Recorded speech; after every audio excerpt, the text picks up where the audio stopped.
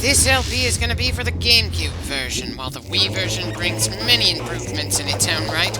I find it annoying as hell to program in the motion controls for that system into my emulator. I'm going to save that hassle for Metroid Prime 3.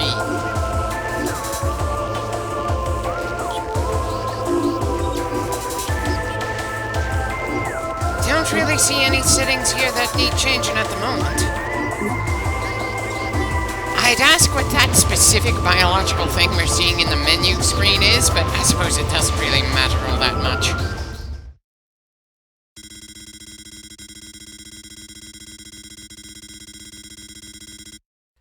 Well, that's as good a reason to come flying in as any, and that was a pretty short bit of text to set things up for us.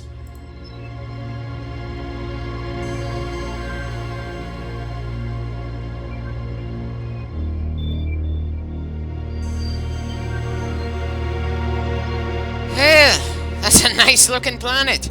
Place your bets, will Samus be blowing it up just before the credits roll? Definitely like seeing some rocks start to burn as they enter that atmosphere. Really nice touch, though it's slightly ruined by some of those rocks blatantly popping up out of nowhere.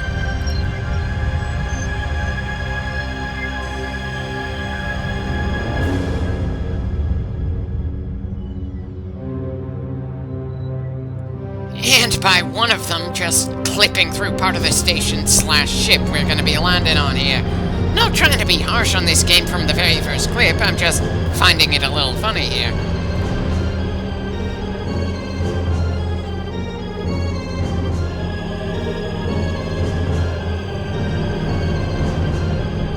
Definitely looks like I fixed whatever graphical issue there was for the intro clip. We're definitely as ready for this as we're gonna get.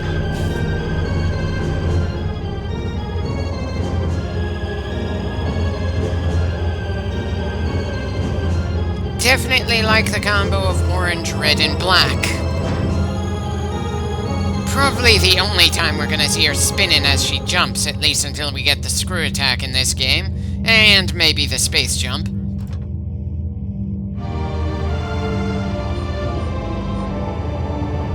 Again, always nice to hear that loading jingle. Now, let's get a better sense of just how different things are now that we've gone from 2D to 3D.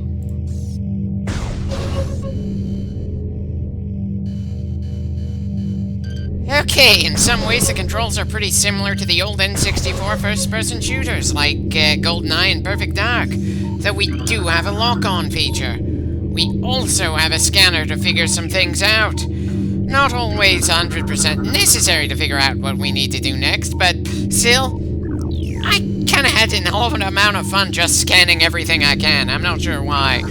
After all, we're about as isolated as all the other Metroid games. You may as well give us some more to read to figure out what's going on, since this is going to be several times longer than the 2D games, even if I don't just pause and read so much.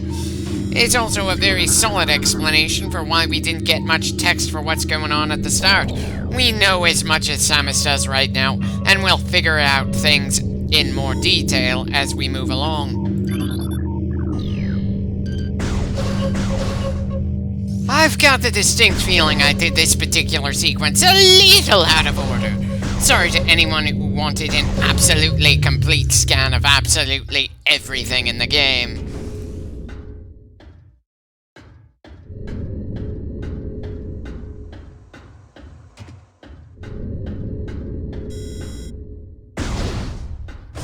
Well, doors still work the way they always have in this series.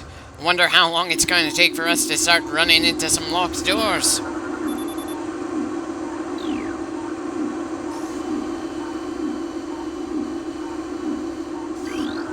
Why is it only some of these notes have information for us? I'm not sure it really matters that the environmental systems are still normal, considering our suit has no trouble letting us breathe while in a vacuum.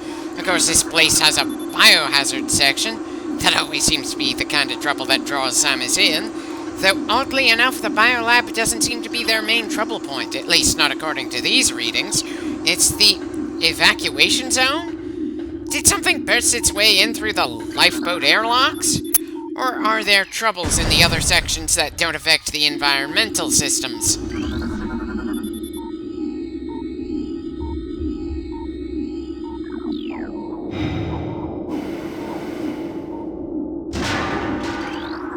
Well, it's pressurized now, for whatever that's worth.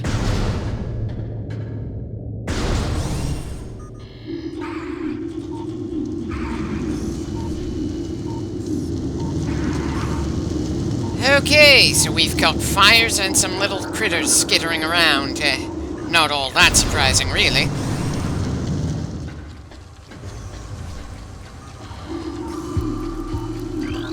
And we have our first dead body. Space pirates. Well, that's certainly familiar.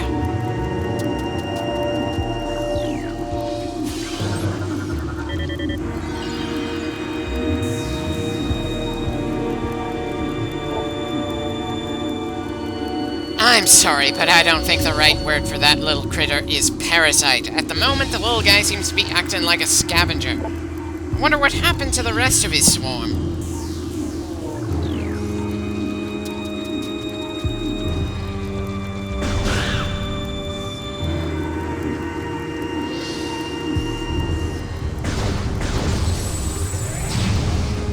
Apparently, we're not allowed to destroy that crate for some reason.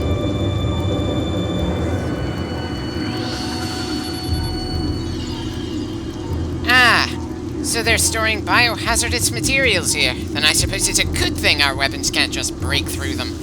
Not that we have any idea what Phazon is, at least not yet. Just that this station was storing a good deal of it.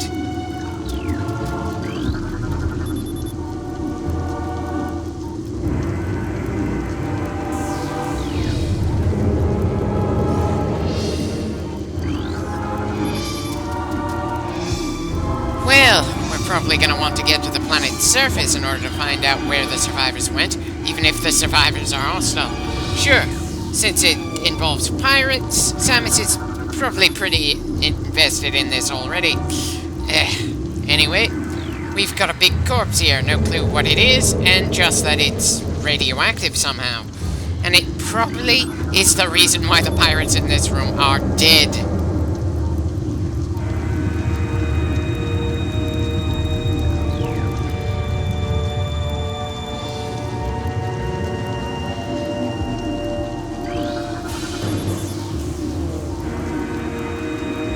Right, guess that elevator's not an option just yet.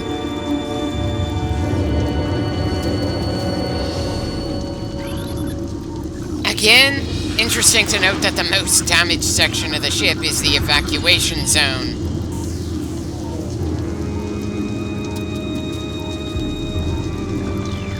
While I'm sure the other two were killed by the big guy, the acid burns might have come from the little critters we've been seeing scavenging the bodies.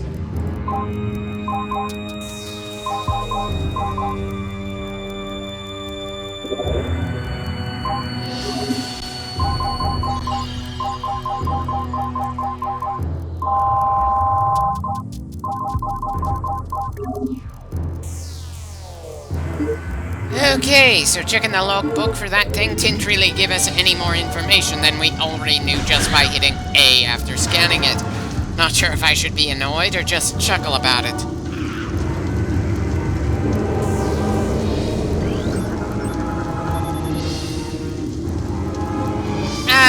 So we've got a survivor.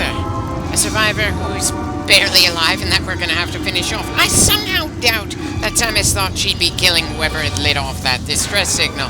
I can't really find it in myself to feel bad about killing space pirates, though. Knowing them, they probably weren't planning on anything altruistic in this station anyway, and them having trouble just prevented some other more peaceful group from dealing with whatever they had in mind.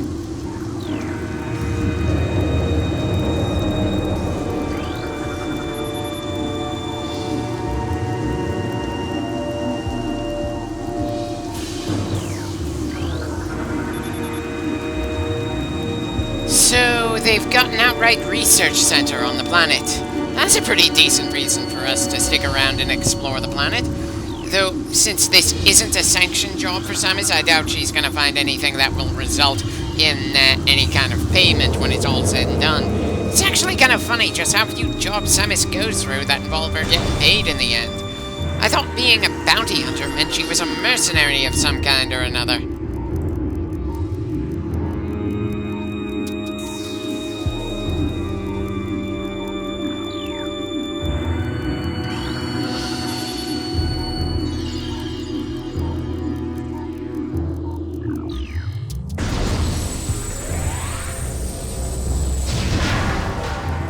Yeah, that was indeed easy to remove.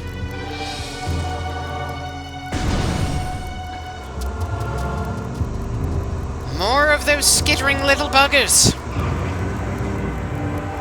And we've got a tunnel that's conveniently just large enough for the morph ball.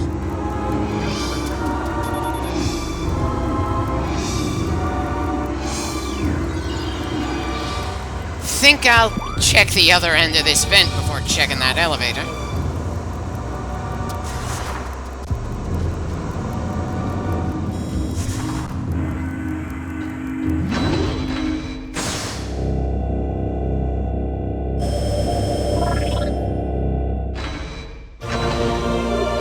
Right! Found our first map station before we found our first save point. That's certainly a switch from the 2D games, but then, considering how long the Metroid Prime games are, it makes sense that they spread the save points out a lot more.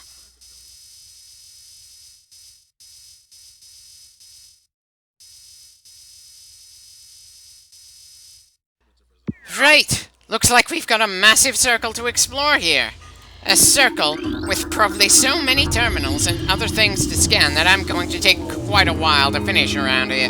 Hopefully nobody minds as I slowly try to take in everything around us. I've rushed in blind to more than enough trouble spots over the years. If we can walk and know that we're gonna be getting into some trouble, that would be a nice change of pace.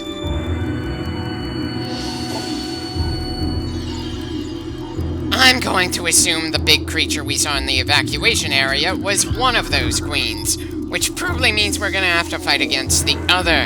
Again, I just don't like the idea of calling them parasites, since I have some very firm ideas of what a parasite is, and these things just don't fit that definition. But then Samus is typically called a bounty hunter, and we've never seen her hunting any bounties, though she does on occasion hunt down some very specific monsters. Maybe there's more than one instance of mistranslation around here.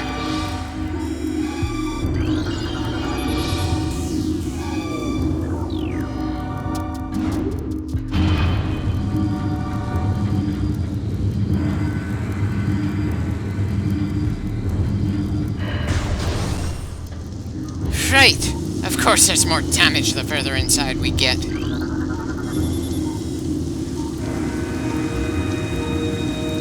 We're a good deal past the lockdown stage, I'm afraid.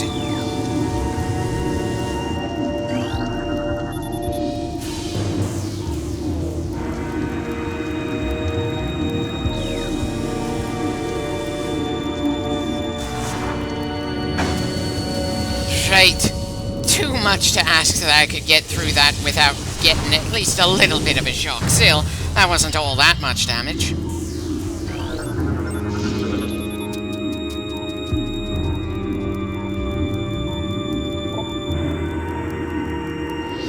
Place your bets. Will this thing wake up at some point while we're investigating this pirate station?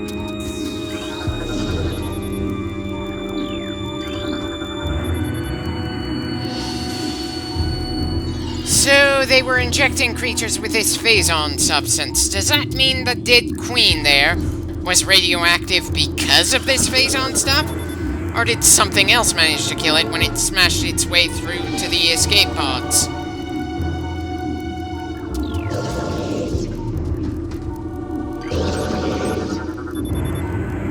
Well, that pirate's able to walk. He's in better shape than the first one.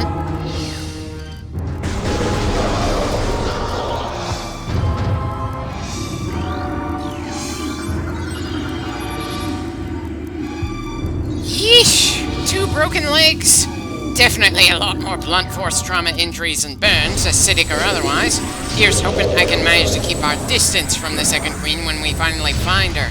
At the very least, I doubt we're gonna be all that good at melee, considering the control scheme around here.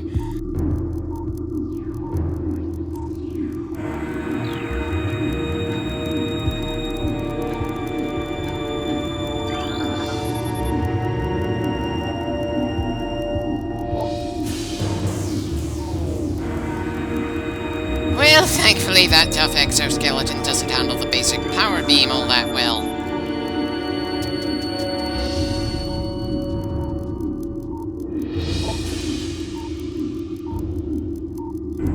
Definitely getting a lot of detail about these things before the action starts. It's definitely a nice difference from a hell of a lot of other games that will just send you straight out in the deep end with little to no preparation whatsoever.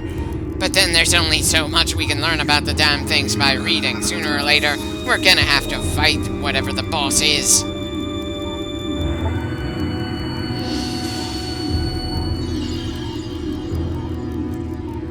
So they were purposely mutating the things to make them more dangerous. I don't suppose it really matters all that much if they tried to do anything to tame the things before all hell broke loose. All we know is that the test subjects that didn't die due to rejecting this phase-on stuff went wild and messed with their operations. Rather definitively.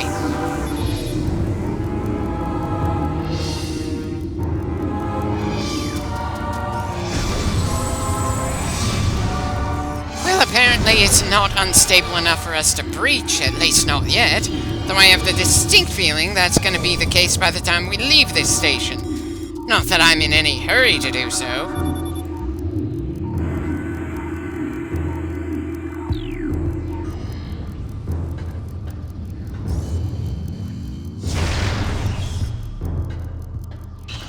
Certainly like how our cannon shifts when we shoot missiles. Okay, so some of the automated defenses are still online.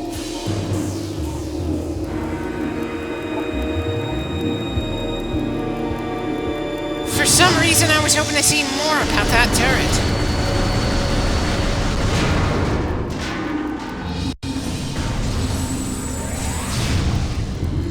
I also like the fact that the charge beam is how we suck in more items instead of it just purely being a delayed offensive move.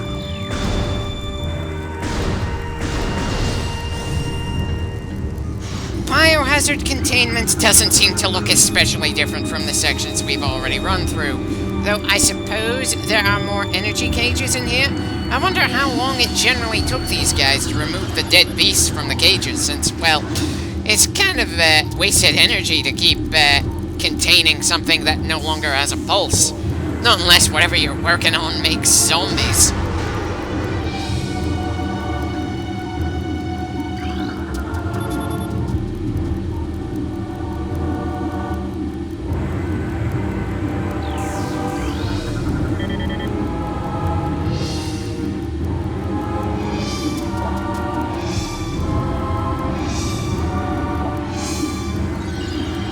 They say Zebes has fallen, not been completely destroyed. That means this game and the next two Metroid Primes take place after Zero mission, but before any of the other 2D games.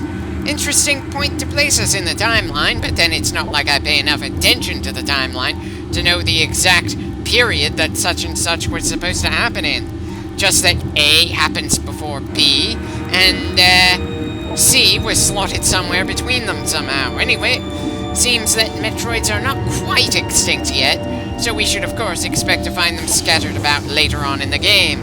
Hopefully, they didn't put any of them into this research station. I'd rather not deal with Metroids unless we have either a freeze beam or a freeze missile.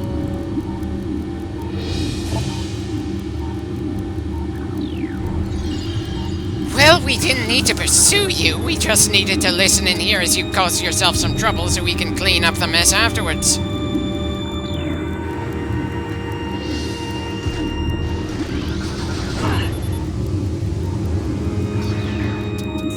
It would have been nice to disable that before it started shooting at us, but then it's not like I knew what that terminal would do until we finished scanning it.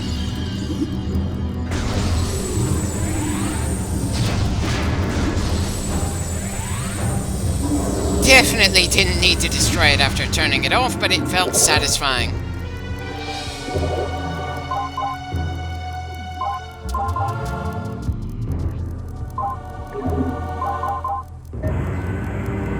Getting a little insulted by the hints being thrown our way, so I think I'll turn it off, at least for now. I certainly don't need to be told how to scan things, considering how much scanning I've done in this first clip.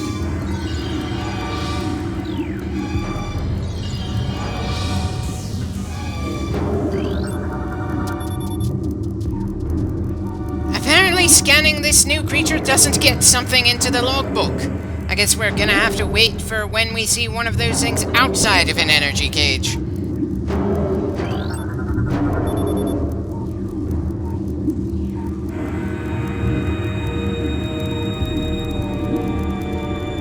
Unstable and probably hostile, but then just about everything is hostile to us anyway. Kind of wish we could bust open that door to kill whatever's inside. I wonder why that thing warranted getting an old-fashioned metal door instead of an electric cage like most everything else we've seen.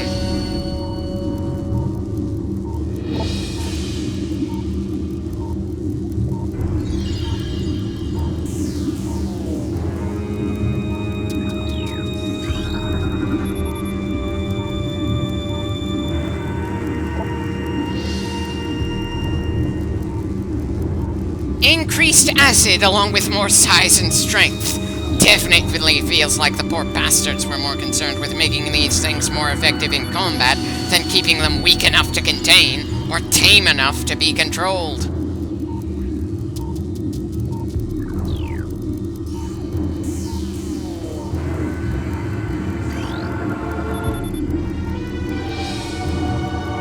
Sorry.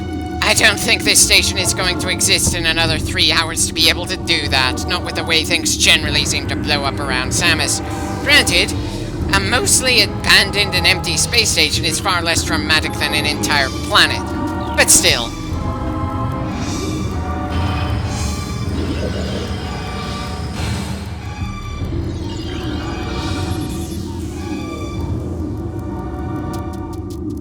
Well, whatever's in that cell certainly isn't trying to break loose right now.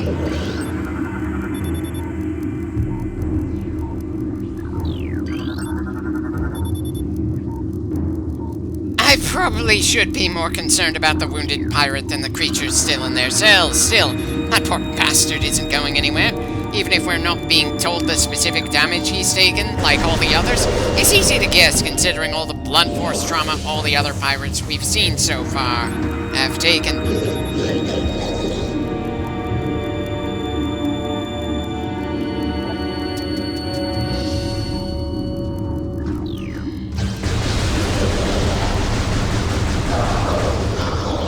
Doesn't feel like my movements had to be all that rapid to mess with this guy's already crappy aim.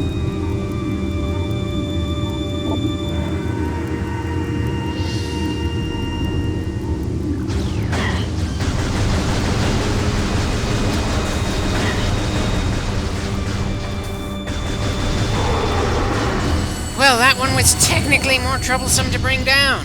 Not very mobile, though.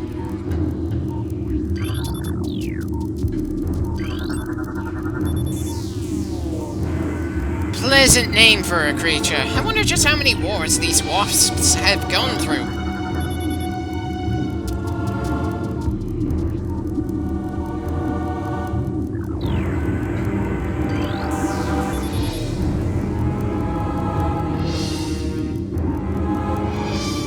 Is there anything that they haven't made toxic outside of themselves? Hell, for all I know, the bastards that managed to make it to the planet are toxic due to the phazon they've been messing with around here.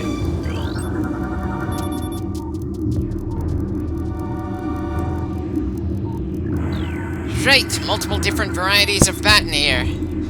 They've certainly collected quite the zoo, and I'm pretty sure we'll face most of these and more once we get to the ground. It's certainly gonna take me a while to get to the ground, though, with the sheer amount of scanning I've been doing. Hell, I've been doing so much scanning, I didn't even notice that pirate until he made a noise and sat up.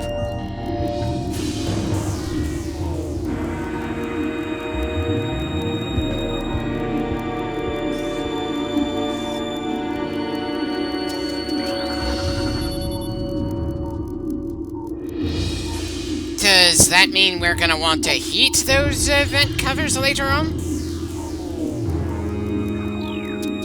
Well, the engineer on duty is likely dead, so reporting would just be a waste of time.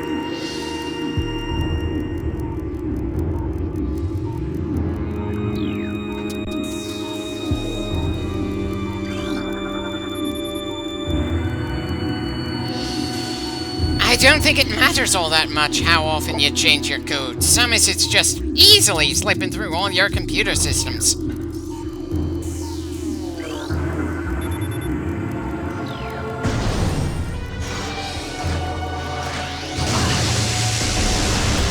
Great. Just one clip in and it feels like I'm more inclined to check for things to scan than I am to check for hostiles.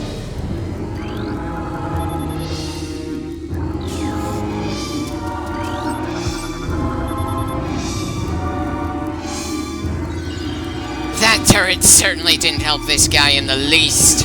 Not sure if I should consider that a shame or just funny that the automated defenses didn't seem to do much to actually defend the people who worked here.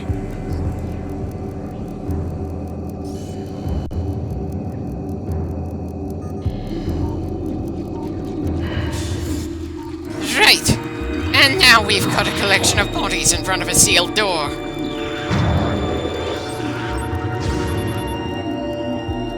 And we've got a mostly healthy pirate showing up to prevent us from opening said door. I don't think I quite needed that much of a hint that we're getting close to something especially dangerous, but it's appreciated all the same. Now where's a save point?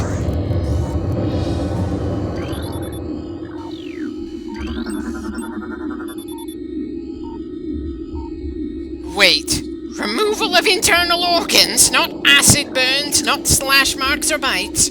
But this guy had all of his internal organs removed? Holy shit, I'm glad we weren't around to see or hear that as it happened. That is just downright horrific.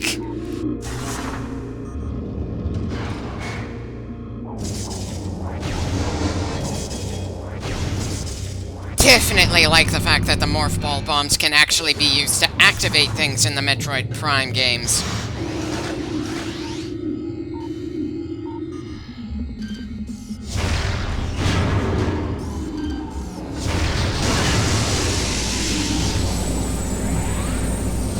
I thought I turned off those hints. Downright insulting to try to tell us how to do things we've been doing for quite a while now.